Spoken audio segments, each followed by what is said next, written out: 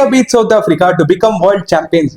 Indian women's cricket team history create பண்ணிருக்காங்க and made us all very very proud, happy, emotional and what not.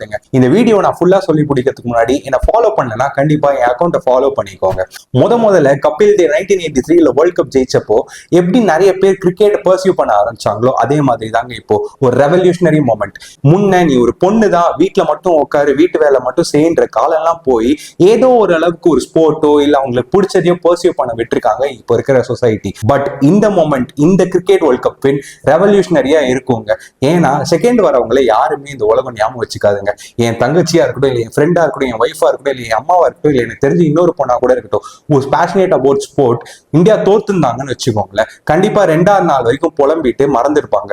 But இந்த வின்னால என்ன பண்ணுவாங்கன்னா ஏதோ ஒரு பொண்ணு பேஷனேட்டா இருக்கா அப்படின்னா அவங்க அப்பா அம்மாட்ட போய் சொல்லுவா, அவங்க தெரிஞ்சவன்கிட்ட போய் சொல்லுவா. அண்ட் அவங்களும் இந்த வாட்டி கான்பிடென்ட்டா ஒரு கோச்சிங்ல சேர்த்து விடுவாங்க, பர்சியூ பண்ண விடுவாங்க. அது இந்த இந்தியன் வேர்ல்ட் கப் டீம் பண்ணியிருக்காங்க.